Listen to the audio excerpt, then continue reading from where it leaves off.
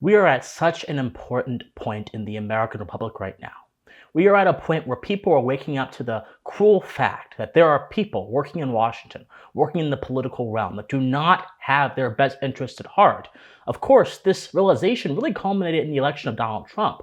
But of course, the culture is always going to be more significant than politics because culture influences politics, as anyone who really understands the nature of society truly knows. Which is why Oliver Anthony's breakout new song, which is called, let me get it right, Men North of Richmond, very good alliteration, very good phrasing, is taking the world by storm. I have seen this on my timeline more than once. Not only that, but this song has over 7.9 million views on YouTube. As of the posting of this video, it will probably go up more. And everyone's talking about it. Now, Rolling Stone described this song, which we're going to look at in a few seconds. I'm going to analyze it a little bit. Rolling Stone described this song as a screed, and for those of you who understand what a screed is, they're basically calling the song tedious and boring, and they tried to belittle the significance of this. But there are also people on the American right who are trying to belittle this as well. There are people saying that this is just mere rage. This is just mere dissatisfaction. But here's what I would say. Number one, this song is not just mere dissatisfaction or mere rage. In fact, I think that it is a beautiful expression of the sort of feeling of injustice that so many Americans feel. But on top of that, if it was mere rage, there is great reason for Americans to be angry. We live in an era where the government quite literally violates your rights in every waking moment in the name of delivering you from some kind of unforeseen threat. We live in an America where the government can collect your data without a warrant, without accountability, and keep it for as long as it wants and just do whatever it wants with it. We live in an America where, for example, there is race Marxism, there is class conflict perpetuated by the elites against average everyday people who are called racist and who are called homophobic and who are called every word in the book, every thought-terminating cliche in the book to make them feel bad when they have done absolutely nothing wrong. We live in an America where our understanding of philosophy and first principles is twisted and distorted. So in my opinion, if there's going to be anger, there ought to be anger. Those men who founded this nation, they had righteous anger. They refused to pay a tax on tea. And that single refusal, that single rejection birthed the greatest monument to human freedom this world has ever known. Then, after the country was already founded under George Washington's presidency, they refused to pay a tax on whiskey. Washington brought his troops to force them to pay the tax. They said no, and a few years later, when Jefferson became president, that tax was repealed. Rage and anger, channeled towards righteous ends, mediated by reason, is a tool to destroy tyranny. So thank God someone's getting angry. And I don't care if the elite, the intelligentsia, those prim and proper people that have all these suits on, and oh my gosh, I'm so proper, and oh, I have a foundation at the Cato Institute, and I'm with Heritage, oh, I'm with all these people. All those people, and by the way, if you work in any of those groups, I'm not disparaging you, but I'm just saying, the DC Beltway types are the reason this song has to happen. Of course, there are also attacks in this song, and Oliver Anthony, saying that he is attacking rich people. This just shows how low quality modern minds in American political conversation are. Because if you actually look at the song, look at the lyrics, which we're going to do in a second here, you would understand that his use of the term rich men refers to politicians and elites, not just people who are rich because they are rich.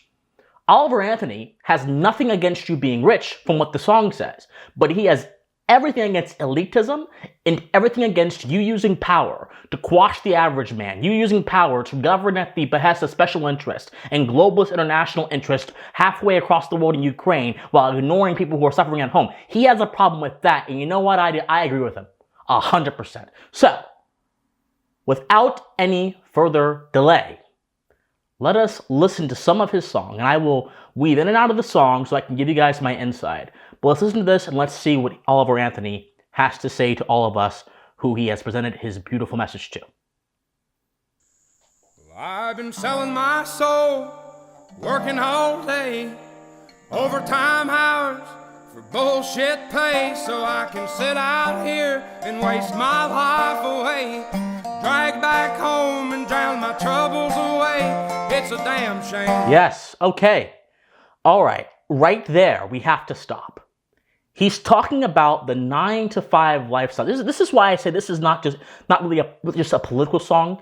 It's a cultural song with political implications. Write that down, everyone. Write that down. Get your notepads out. It's a cultural song with political implications, because culture is the foundation of human social action, and human social action is the foundation of government, and government obviously is the location of politics. So this is a cultural song that has political implications. There are people who are empowered and who benefit from you waking up, going to work at a typical 9-to-5 day, going home, doing that for 50, 40 years, and then dying.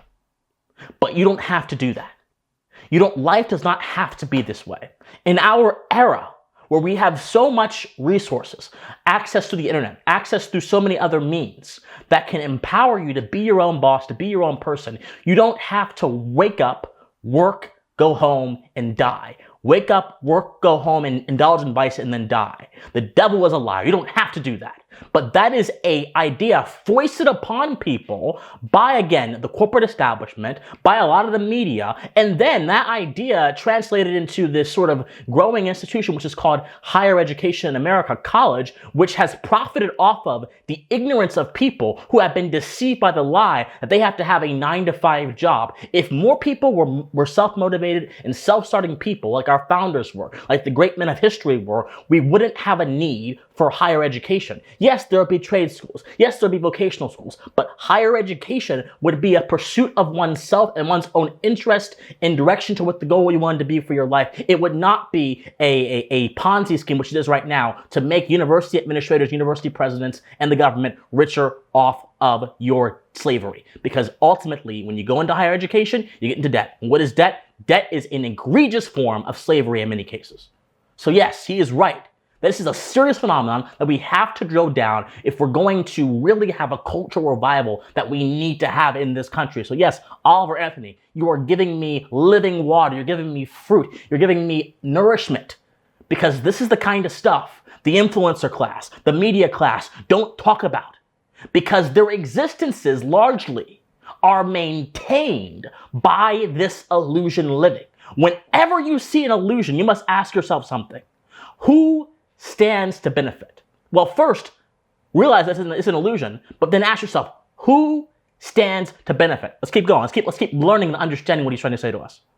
What the world's gotten to for people like me, people like you. Wish I could just wake up and it not be true, but it is.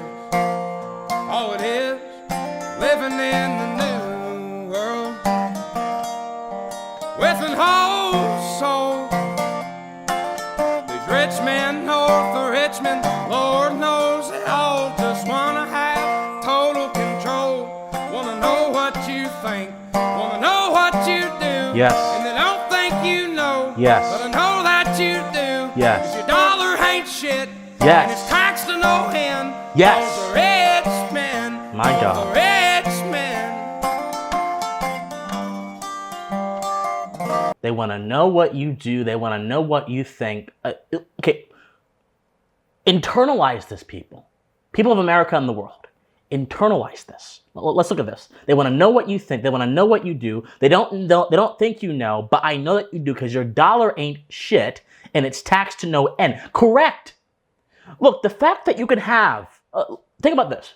How do you justify to a nation of over 330 million people this idea that their dollars deserve to be devalued on the backs of some conflict halfway across the world in Ukraine, or even a few years ago in Iraq, or in Afghanistan, or in so many other places, that the American neoconservative empire has stuck its tendrils in, driven up hatred of Americans, and harmed Americans economically back home?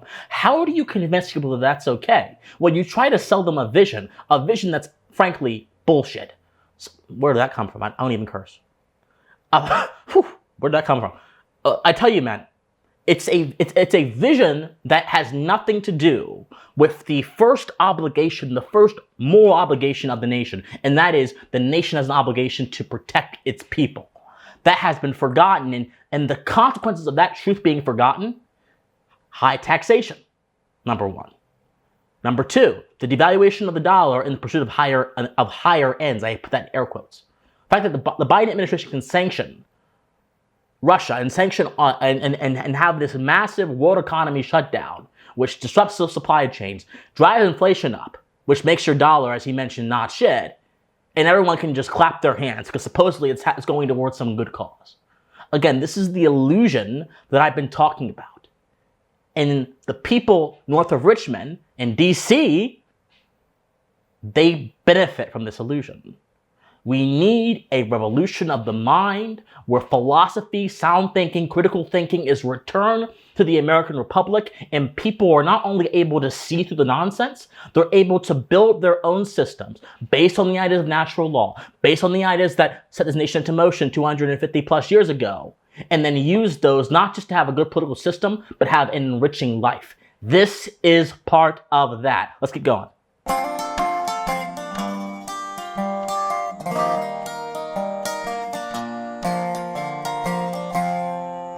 Politicians look out for miners, and not just miners on an island somewhere. Lord, we got folks in the street, ain't got nothing to eat, and the yes.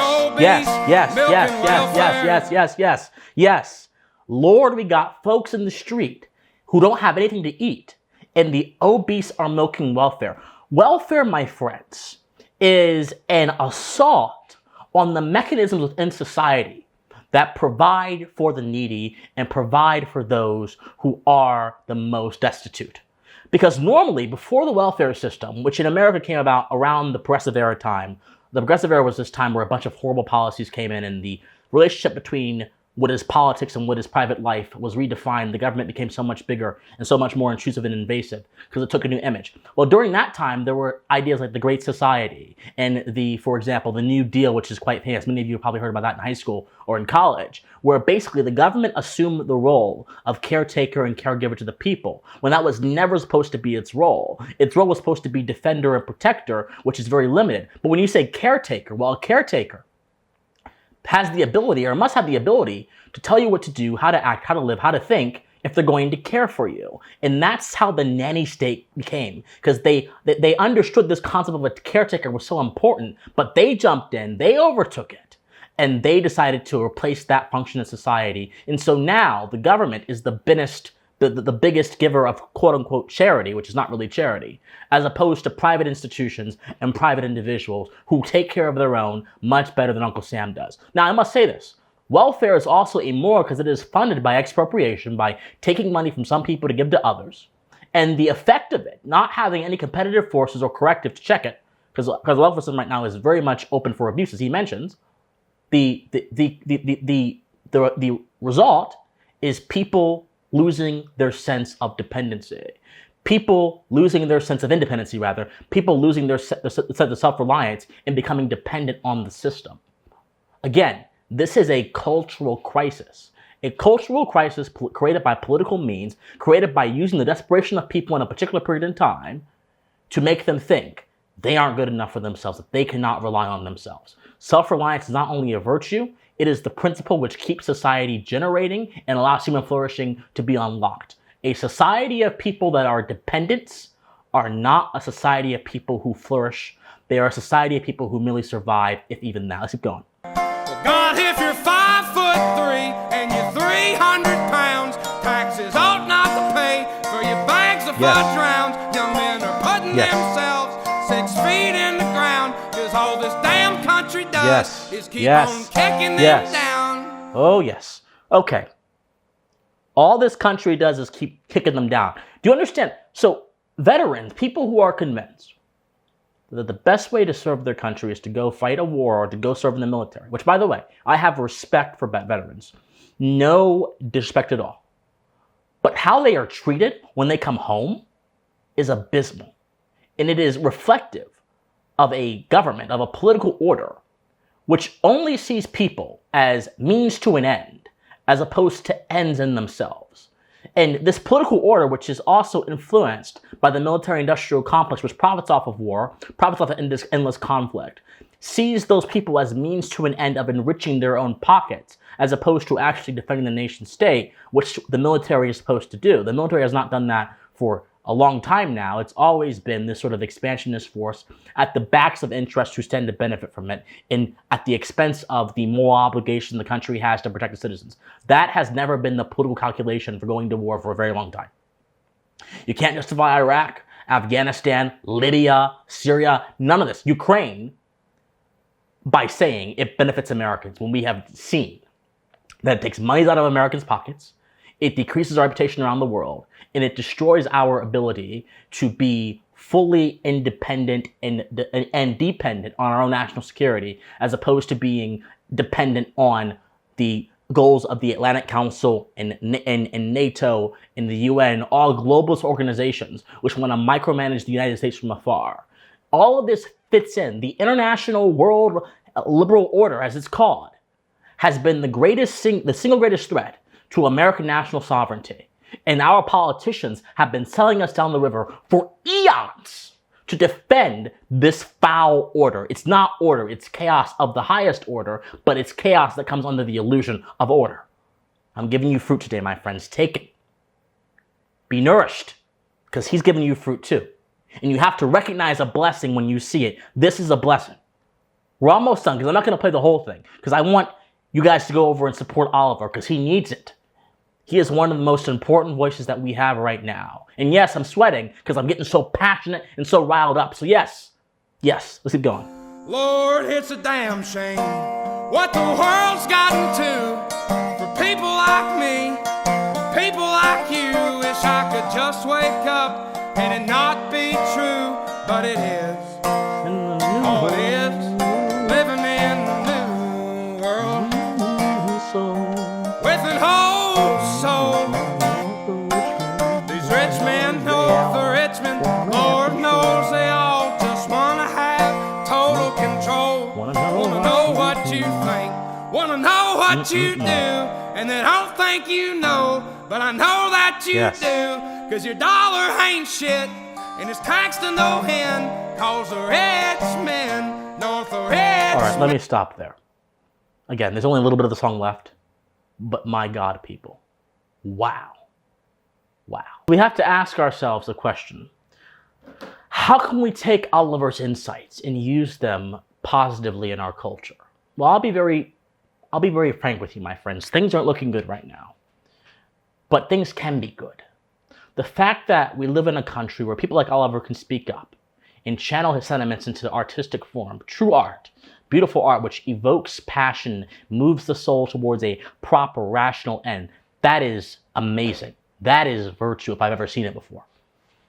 And the fact that I can sit here and analyze it for you guys and hopefully give you some more out of it is also amazing and is indicative of the virtue of American freedom. But my friends, I have to tell all of you this. We live in a time right now where there are very powerful people that don't have the best interests of this country at heart and want to keep you ignorant.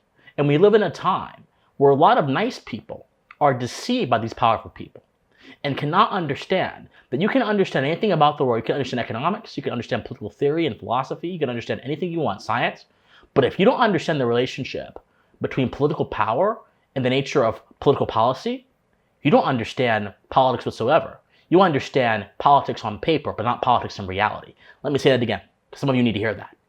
If you don't understand the relationship between political power and political policy, you don't understand the nature of politics at all in reality. You only understand politics on paper. Well, we need to understand what reality says, because reality, understanding it and knowing it, can allow us to achieve new heights, can allow us to reach new places in our potential that will nourish us and help us rebuild a proper and a more better social order. Those people who misunderstand this song as some sort of grievance, screed, or whatever, those are the same people that cannot see, that miss the forest for the trees, that cannot see the big picture. And the big picture is simply this. Many Americans are tired of being told one thing by their representatives, by politicians in Washington, and then seeing another thing in the media and seeing another thing in policy. Many Americans are being tired of being treated dumb because they didn't go to college, or because they don't have the 50-cent words that some of these people who are up there in these think tanks in DC have. Many Americans are being tired of treated as deplorables or undesirables, as that I won't insult her, I want to. Hillary Clinton, that woman, I'll say that, I'll be kind. Hillary Clinton said during the election campaign, many Americans are simply saying enough. And if we get enough people to say enough, the spirit of 1776, the spirit of 1787, the spirit of 1800, the sort of spirit of the revolutionary generation's sentiments will come back. And if that comes back, America will be brought back closer to its roots. And if America is brought back closer to its roots, it can be nourished by the right ideas. And not only will our culture become better, but our political system can become better as well. But we need a revolution of the mind, my friends. We need a generation of people who I hope to help bring this into motion. We need a generation of people who will rise up and say, I'm a critical thinker.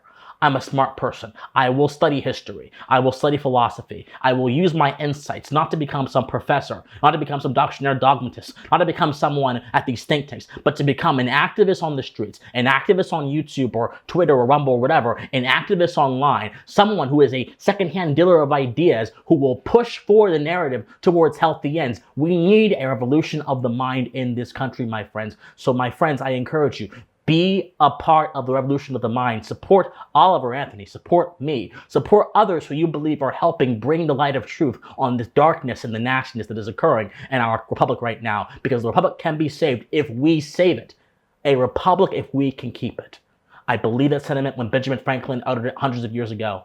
It is as true today as it was then. But today, it is more relevant than it has been throughout history. My friends, I love you guys so much. If you love me, like this video, comment on this video, share this video, subscribe to my channel, come to our Discord, which is in the comment section down below. Donate to us on PayPal, on Patreon, or if you don't like those big tech systems, come to my locals, christianwatson.locals.com.